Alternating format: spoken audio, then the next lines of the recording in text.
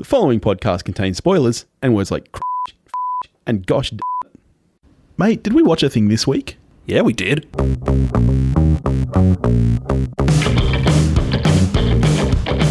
Hello, everybody.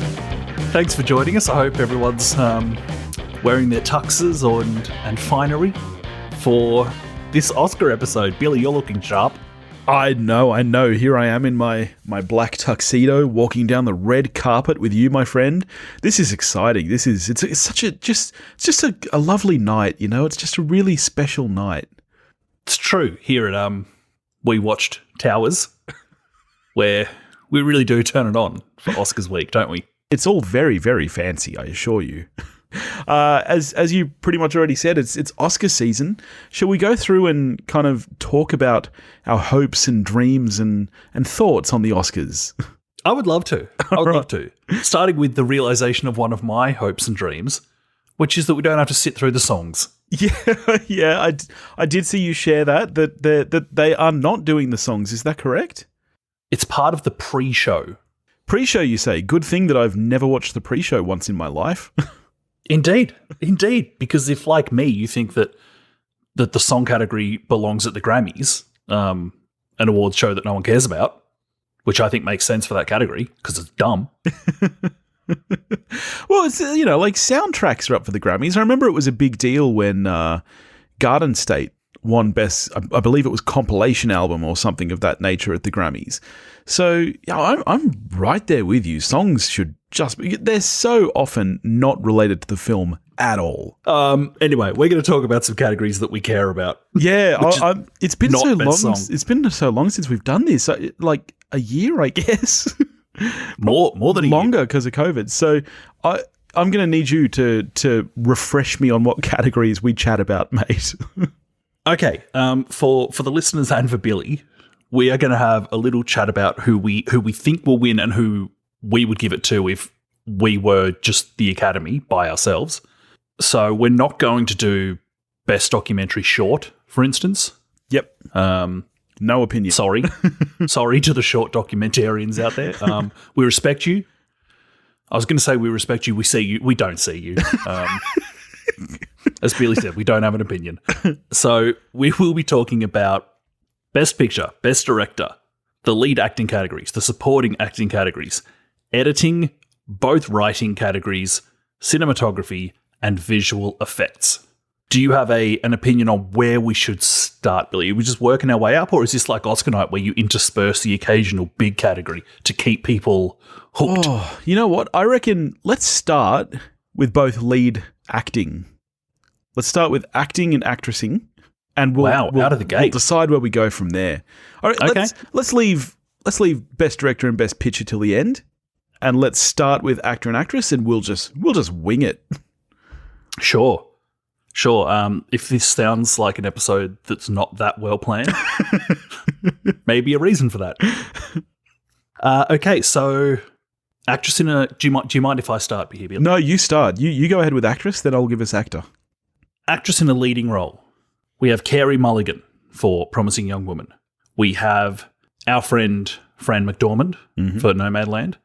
We have Vanessa Kirby for Pieces of a Woman. Andra Day for The United States versus Billie Holiday. And Viola Davis for Ma Rainey's Black Bottom.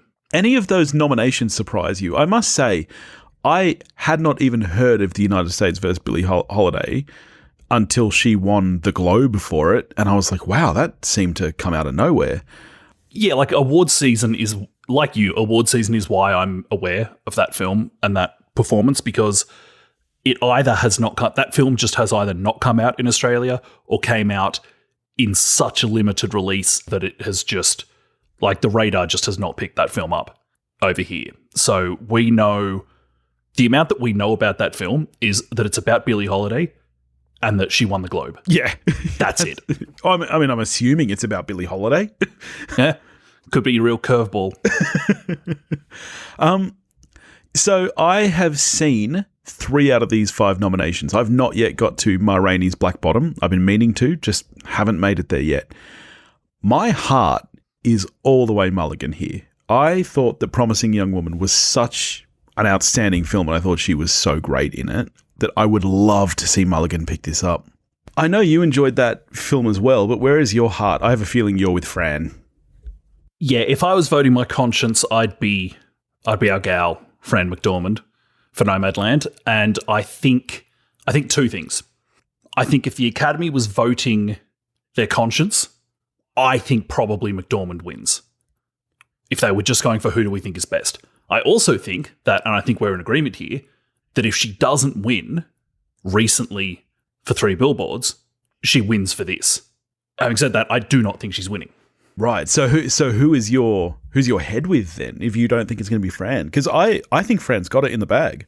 Here's the really fun thing about this category. I do not know. And that is a rarity. It really is. With the acting categories, normally you come into the Oscars and like minimum 3 out of 4, you're like, just hurry up and read out the name, because we know, and we've actually known for months. Looking at this category and with the precursor awards and everything, we do not know who's going to win this. If I had to put my money somewhere, I'll put it on Viola Davis. Okay. Viola Davis is beloved. Yeah. And this is talk about a champagne problem. She's only won for supporting. Yeah.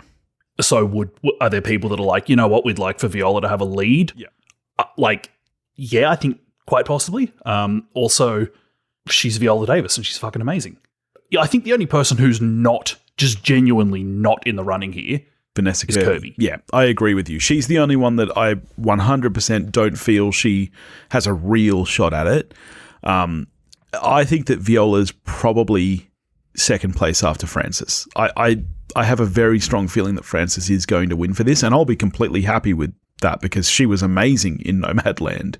And if it happened, and we live in a world that says 3-time Oscar winner Frances McDormand, I'm cool with that. Look, because here's the thing. She's an exemplary actress. I actually don't agree with this whole idea that, they've already got one, they don't need another one, or, this person hasn't won yet, so they should get it for this even if it's not their best performance. The point of an award ceremony is to award the best performances. So, yeah, I would have zero problem with Frances taking home a third. Up until 10 days ago, my money was on Mulligan, though. Really? So, and what changed your mind? Because my heart is so strong with Mulligan, but I haven't. To be honest, I feel like she's third place, possibly even fourth, with Andra Day winning for Globes. I don't know enough about it, but yeah, she did win the Globes for musical or comedy, though, so that's always a bit, Yeah, it's not a real genre. Oh, honestly, it was the SAG Awards changed my mind. That was when I jumped from the Carey train to the Viola train. Yeah. And I mean, yeah, the good news here is that the people that I have in the top 3 slots, I'd be thrilled with all 3 wins. Yeah. Yeah, oh yeah, same. So that's great. Yeah. It is very rare for the Oscars to award genre films. Any film that is not a drama, I find is very rare. And that's why I don't believe Carey Mulligan has a chance. I think Promising Young Woman is too much of a genre flick. It's part thriller, it's part comedy. Like, yes, there's drama in there, but that's not its meat and potatoes. I just would have trouble believing that it has a genuine shot purely because of that. I suppose the good news for Mulligan is that of what we presume are the top 3, she's the only one without an Oscar. And I also presume that there are many, many people out there who are card-carrying members of the Carey Mulligan fan club, because why the fuck wouldn't you be? Yeah. The other thing that does help that movie is that it's quite a prominent subject at the moment, so that always seems to have good pull with the Oscars. So I guess we'll see what happens there. But yeah, my heart's with Mulligan, my head's with McDormand. Right. So I'm head Viola, heart McDormand. Yep. All right. Should we get into some actor in a leading role then? Sure. All right. So the nominees are Riz Ahmed for Sound of Metal, Chadwick Boseman, Ma Rainey's Black Bottom, Anthony Hopkins, The Father, Gary Oldman, Mank, and Stephen Ewan, Minari. And in the opposite of actress in a leading role, there is zero suspense here. How many of these have you seen? I've actually only seen 2. I've only seen Mank and Minari. I've been meaning to get to all 3 of the others. I've heard that Riz Ahmed is astounding in The Sound of Metal. I've heard that is a very, very good film. But I believe that you're alluding to the fact that Chadwick Boseman is going to get this posthumously. Absolutely, Chadwick Boseman is getting this award. Yeah. It's an absolute lock. The good news here is that Chadwick Boseman's fucking amazing in that film. He's fucking amazing. This is not a, well, we're never going to have another chance, so we just have to do this. Yeah. Like, he's incredible. So, like, I think you're going to have to go a long way in the world to find someone upset at Boseman winning this award. I mean, I haven't even seen the film and I wouldn't be upset with it. I thought Mank was fine. I to be honest, I don't think that Gary Oldman gives an Oscar-winning performance in that film. Loved Minari, but I'd never really felt that Stephen Yeun had a shot. It's really nice that he got a nomination. Yeah, that one feels like the nomination is the win. Yeah, exactly. So I've got zero problem with Boseman winning this. My head is with Boseman. I guess technically I can't put my heart there because I haven't seen it. So I'll say Ewan for heart just because I've seen the performance and it was very good. I think I remember. So it was I think I'm right in saying it was at Sundance in 2020. So more than a year ago that The Father was first shown, and some of the buzz out of Sundance that year was Anthony Hopkins is getting a second Oscar. Yeah, right. Because he's incredible. Then Ma Rainey happens. Boseman's sadly no longer alive, and it's like, yeah, sorry, Tony, you are not getting a second Oscar. Is Anthony Hopkins the best performance in this category for my money? Yes. Yeah, you watched that only just recently, like a couple of weeks ago? Just like 2 weeks ago. Yeah. He's astonishing. He's absolutely astonishing in it. I'm not going to lose sleep over him losing to Chadwick Boseman, but if I was like just voting who do I think is actually the best performance here, I'm probably Hopkins. Boseman's going to win, and that's fine. Yeah. Where should we go from here? Do we stick with our acting performances? Do we jump around a little? Let's mix it up. Why don't we go to writing? Oh, let's do it. Adapted or? Mate, why don't you lucky dip? You just go for it. You just get in there, mate. All right. Okay. We're doing adapted. All right. Adapted screenplay. Nominees. Borat, subsequent movie film, delivery of prodigious bribe to American regime for make benefit once glorious nation of Kazakhstan by Sacha Baron Cohen. And a whole bunch of other people. Literally maybe 25 names here. The Father, screenplay by Christopher Hampton and Florian Zeller. Nomadland, written for the screen by Chloe Zhao. One Night in Miami by Kemp Powers. And The White Tiger by Ramin Barani. How many of these have you got to? I haven't seen Borat. I've seen the others. I don't know why I haven't seen Borat, by the way. I should have. You had baby at the time. I did an episode on that with Hendo from the Movie Journey because you were all babied up. I've seen 3 of these. I haven't seen The White Tiger or The Father. So since you've seen more, you kick us off. I think that this award will be part of... Yeah, I do. I think this will be part of the Nomadland train. Yeah, yeah. Like, I don't think Nomadland... Well, I've already said I don't think McDormand's winning, so clearly I don't think that Nomadland is going to sweep every category it's up for, but I do think that the Nomadland train is going to be very real on Oscar night, and I think this will be part of that train. Deservedly so, in my opinion. My heart and head are both with Nomadland. I thought the screenplay for One Night in Miami was very, very good. I thought that they did a really great job of adapting that for the screen. But yeah, to me, it's a no-brainer. I agree with you. I think Nomadland has this in the bag, basically. For me, I think in terms of, for my favourite, I think The Father definitely comes into consideration because of the structure and framing of that film, which I don't want to say too much about, because if you watch it, you actually don't want to know that much going into it. But I really like the way that they frame that film. So that's a win that I'd be really happy for as well. I'm not as high on The White Tiger as I think the rest of the world, but I think that, speaking of the nomination is the win kind of thing, I think The White Tiger being here is awesome for them. Yeah. And they're just going to come in, do some coke and be like, sweet, we're at the Oscars. But yeah, for me, Nomadland train. Borat is a bit of a surprise for me, to be honest. To me, that's one of those movies that's here just because it is kind of a very present topic. Because So little of it's written. Well, so little of it's written, and He says not having seen it. I kind of have a bit of an issue with that. It would be like a documentary being up for adapted screenplay effectively, and it's like, well, I mean, sure, there's some writing involved, but it's, I don't know. I feel like it's a bit of a strange nomination.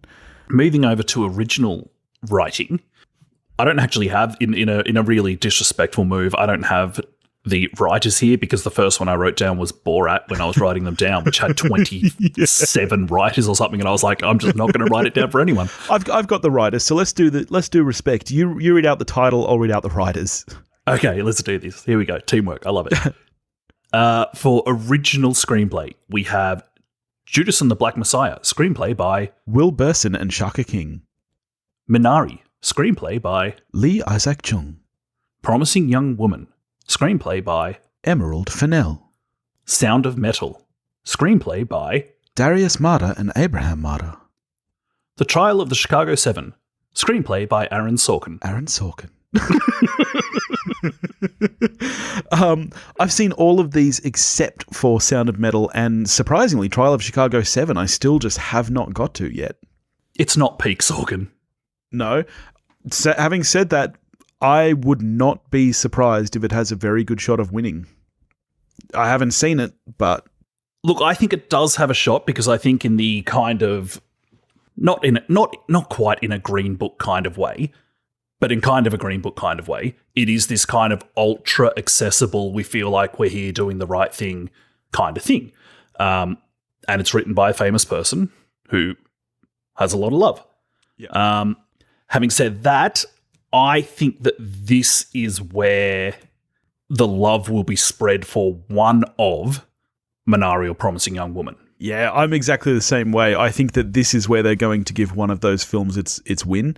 To me, both of those films are Oscar-worthy films, but I do think they are going to have trouble because they're not going to get director. Neither of them is going to get Best Picture. I don't know what else they're up for, but I agree with you that I think it will be split between them. Out of those two, my heart is all the way with Promising Young Woman, but I would be happy with either to win. This is a complete coin flip for me. I would not be, I'll wind up saying one here because that's what we're doing, but I would absolutely not be committing to keeping it that way between now and Sunday. I think maybe at the moment I'm leaning that they'll give it to Emerald Fennell, but it wouldn't shock me at all. And I mean, look, I do not think Aaron Sorkin's winning, but it wouldn't shock me. It wouldn't shock me at all. I would not be surprised. I actually, to be honest, my head is with Sorkin first. And I think if Sorkin doesn't get it, then I think that's when it's going to split between Minari and Promising Young Woman. I think I agree leaning towards Emerald Fennell. Next, why don't we hop into your patch and do visual effects? Let's do it. All right, up for visual effects, we've got Love and Monsters, The Midnight Sky, Mulan, The One and Only Ivan, and Tenet. So not that many blockbusters released last year. Not many. You might. Not many. You might pick. Do you remember when Tenet was going to save cinemas? I remember that very well. That was a while ago. Yeah, then all it did was get us a couple of one-star reviews. I think, look, let's give Tenet credit where it's due. I think it's going to be more remembered than Avatar in years to come. It's not getting 4 sequels. Well, yeah, that's true. Yeah, but does anybody want those 4 sequels? James Cameron wants them very badly. That's true. Very rare, like visual effects, the one reliable category where the blockbusters are going to be in the mix. Very rare for there to be a film in this category that I have never heard of. I hadn't heard of it either. You messaged on the group chat the other day saying, what is The One and Only Ivan? I had to Google it. Never heard of it. I now know what it is. And when you look up a film and you see that the first 2 names there are Bryan Cranston and Sam Rockwell, Disney family film is not what I think. Yeah. But sure enough, it's a Disney family film about a gorilla. Yeah. So I've seen 3 out of the 5 here. I haven't seen The Midnight Sky or The One and Only Ivan. I have seen 1 film in this category. Is that right? You've only seen Tenet? That is a true story. Wow. Well, I can tell you this: Mulan is not getting the award. It's not. Love and Monsters, I really enjoyed, and I quite liked the effects in it, but that's not getting the award either. I was really surprised to see that got a nomination, and as you said, it's clearly just because there were not many blockbusters. My firm belief is that Tenet is getting this. I also think that, and not just because it's the only film that I've seen. Not that it is a snobby choice, but it's the snobby choice out of what's on offer. Yes. Like, my understanding is that no one likes The Midnight Sky. Doesn't seem like it's winning. Yeah.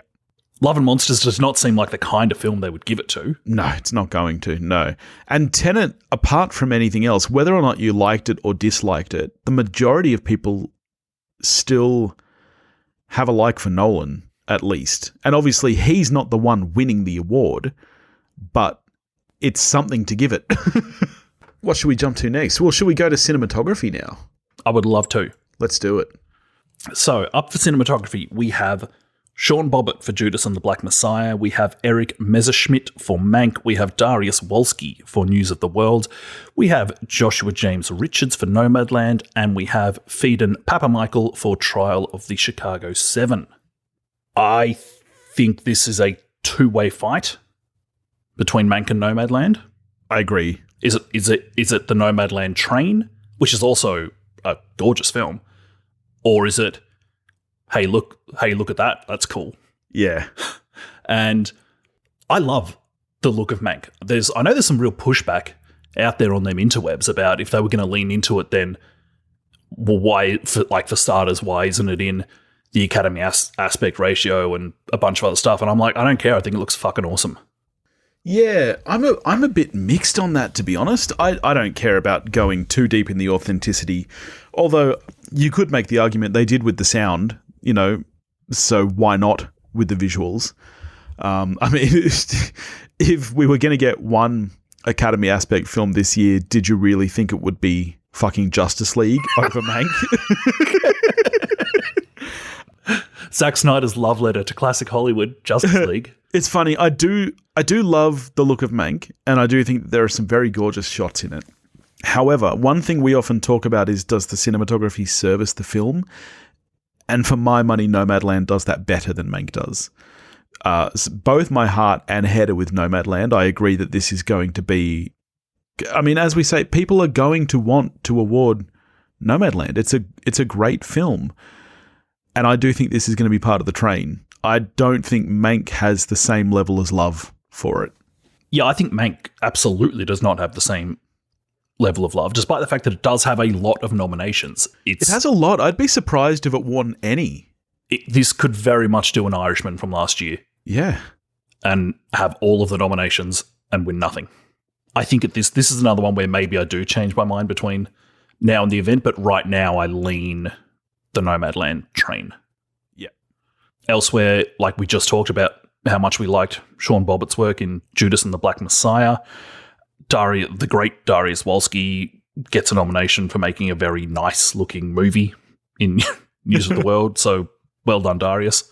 Trial of the Chicago 7, for me, is maybe the lucky one here. How many walk and talks are in it?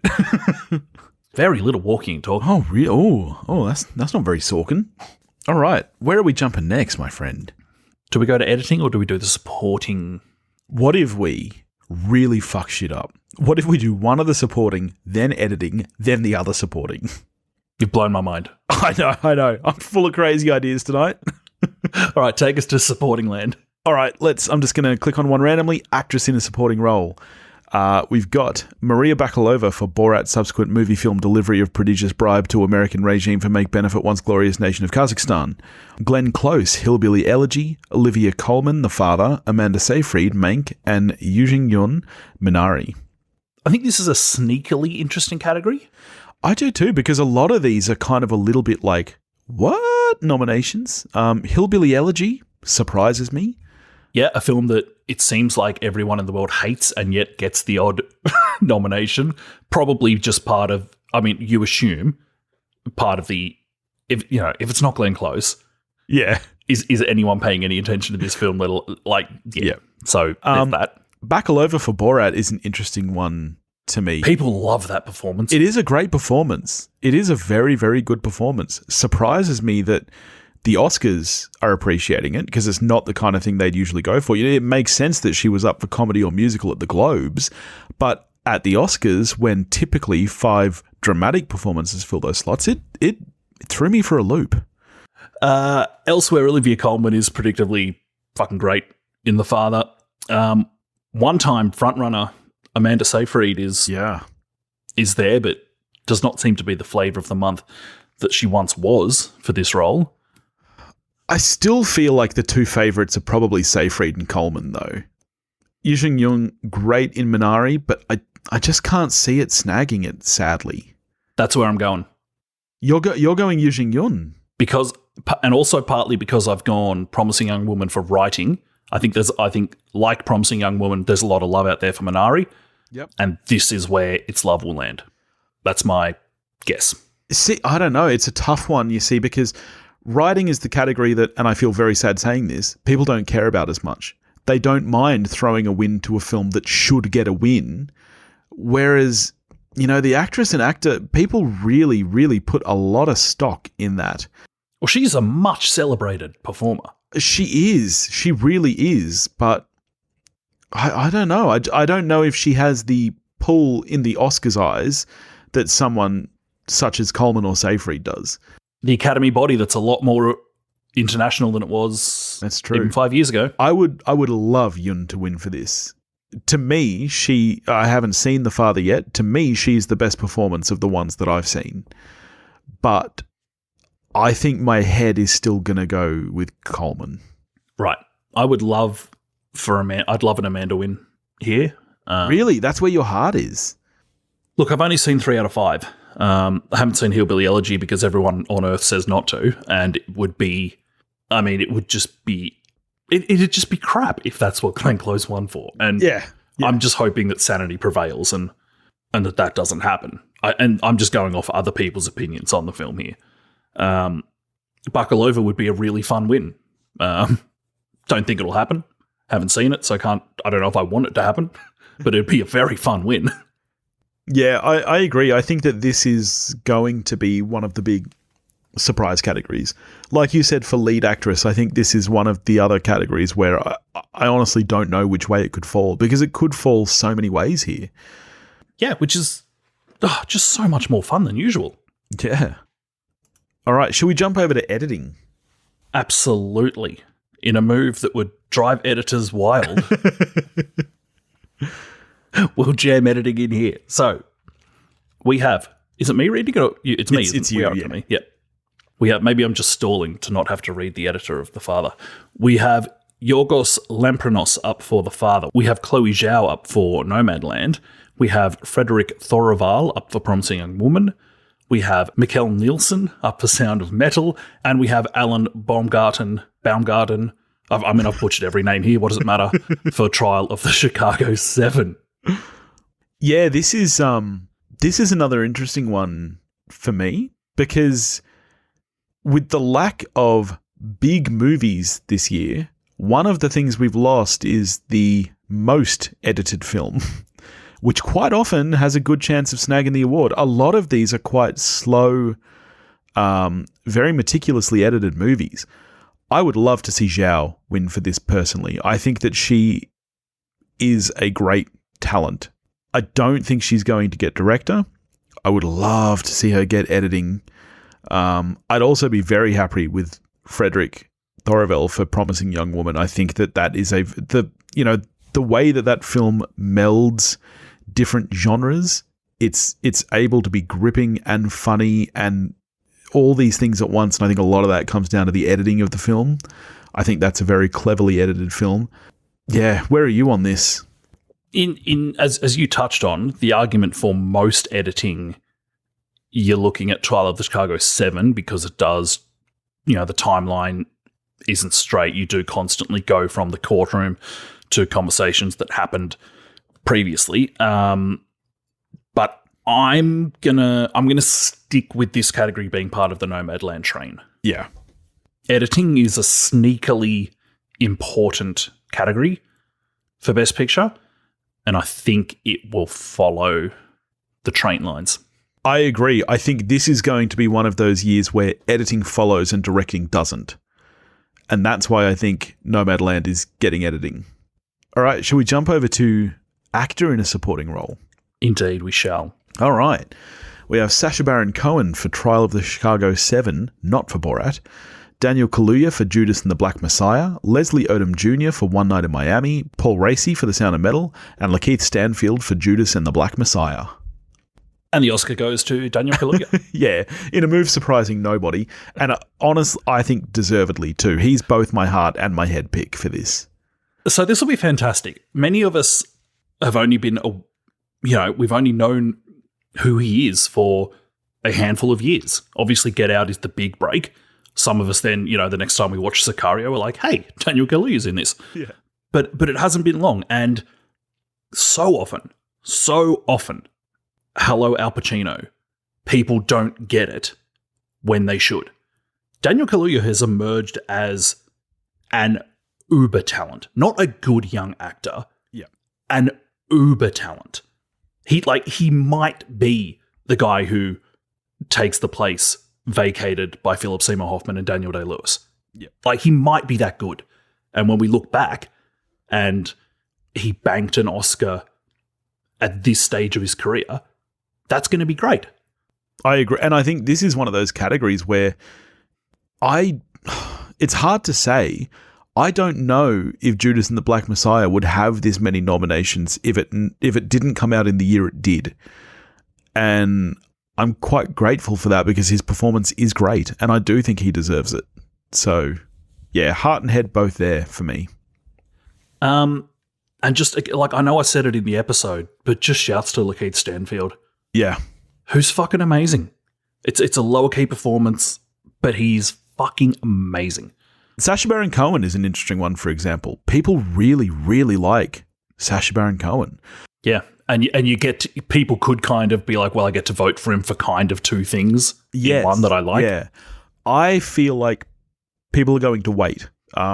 Sacha Baron Cohen has done a lot of comedy in his career and he's just started dipping into these more dramatic roles. I think people are going to wait until they see him really sink his teeth into something. Yeah. It's a shame that we didn't get his Freddie Mercury. Yes. That would have been good. It would have been far better than the shit Freddie Mercury we did get. Did you see, I don't know when this came to light, but not too long ago, there was who did it? Maybe Vanity Fair? I can't, maybe Hollywood Reporter, someone has this little series of, conversations between filmmakers. And there's Affleck talking to Fincher about Mank. And I don't know why it came up. I can't remember. But Fincher had seen Sacha Baron Cohen's screen. Oh, right, like screen test. Yeah, I was going to say it wasn't an audition. He had it was his role at the time. Yeah, yeah. But yeah, his screen test is Mercury, and he was like, "It's fucking amazing." So it will always be a shame that we didn't get that performance, and that anyway. Yeah. Elsewhere, Paul Raci, I think, happy to be there. Leslie Odom Jr. happy to be there.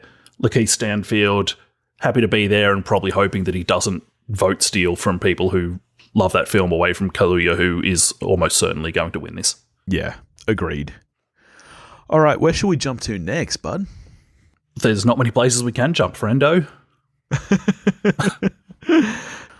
All right, shall we move over to director? We shall. We have Thomas Vinterberg for Another Round. We have my guy Fincher for Mank. We have Lee Isaac Chung for Minari. We have Chloe Zhao up for Nomadland. We have Emerald Fennell for Promising Young Woman. This is another fairly stacked one.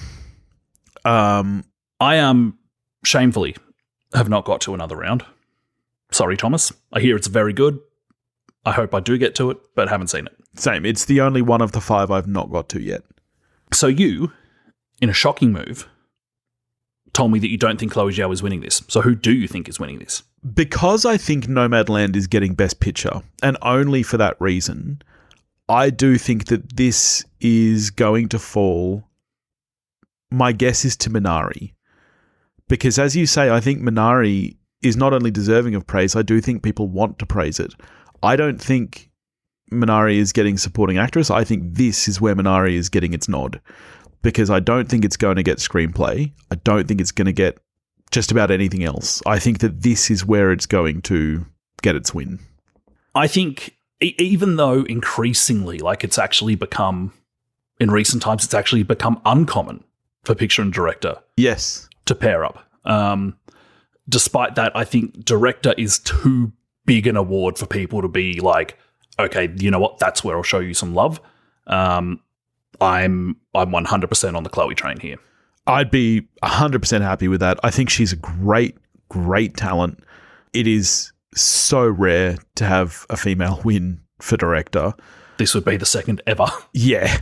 I think this is a clear race between Zhao and Chung for my money. Right. I don't see this as a race, this category. I think this is a coronation rather than a race. And again, I'll be super happy with that. Do you know who else would be super happy with it? Disney. Yeah, why is that? Marvel's The Eternals, brought to you by Oscar winner Chloe Zhao. Yeah, Not that, okay. I mean, okay, come on. They don't need that as part of their marketing. They're fine. But it'd still be kick-ass for them to be like, It would be pretty cool. guess what? The next MCU film, because Black Widow will never actually come out, is by an Oscar winner. Yeah, look, my heart is with... Is Black Widow coming out? What's going on there? They postponed it again. I think it's July now. Okay, it's never coming out. Who knows what's happening? That's gonna be the same as fucking... What was the other New Mutants? Oh. Black Widow is the new Mutants. I'm not even a full beer down yet. Do you want another swing at that, or are you happy for that to be Nah, there? just let it ride. We can play a little jazz with it. This is a really tough one for me. I think that my head is between Minari and Nomadland, as is my heart. I cannot pick a winner out of those two. And honestly, throw Fennell in the mix as well. I'd be super happy. I don't think Fincher has a chance. I don't think Vinterberg has a chance. I haven't got to another round yet, but I just don't think he's really in the conversation. All right, shall we get to Best Picture? Love to. All right, the nominees for Best Picture are The Father, Judas and the Black Messiah, Mank, Minari, Nomadland, Promising Young Woman, Sound of Metal, and The Trial of the Chicago 7. So I think it's more interesting here to talk about who we think will get the least amount of votes than who will win, because Nomadland is winning. Let's go from bottom to top then. Who do you think is getting the least? Okay. This is happening in real time, so bear with me. I think least votes. Let's goes say it at the to- same time and see if we think the same. Okay, this can only work well. 1, 2, 3. Sound of Metal. Hey! Supposedly a great film. I think a good film. Okay. I'm not as high on it as Clearly a Summer, but look, I think it's good. I'm not here to shit on Sound of Metal, which is a film that I liked. If there were to be a stunning upset here, who is it, and what stars would align for that to happen? Yeah, look, it's tough. I agree. I think Nomadland is getting this award. If it doesn't, I feel like there's realistically only one that has another shot, and that's Minari, for my money. I agree. I don't think any of the others have any chance in hell of actually winning this award. Yep. I think if you look in the vein of the quiet, touching human Moonlight-esque story, Yes. the people are just very high on. Yeah, my potential spoiler is Minari. All right. We did it, mate. We did the Oscars. Indeed. And I, unlike some of the Academy, have seen all of the Best Picture films, so feeling good about myself. Oh, you should, mate. You should feel very smug. I know you often do. That's my resting state. I have only seen 5. 5 out of 8? That's not bad. I've seen more than half. That's atrocious. You can't vote. Oh, come on. 5 out of 8. Come on. That's 5/8. Approximately, yes. All right. Well, this has been fun. I'll be curious to see which one of us gets more right. What are we getting to next week, buddy? We don't know yet. Or do we? Yeah, we do. Mate, think about hard.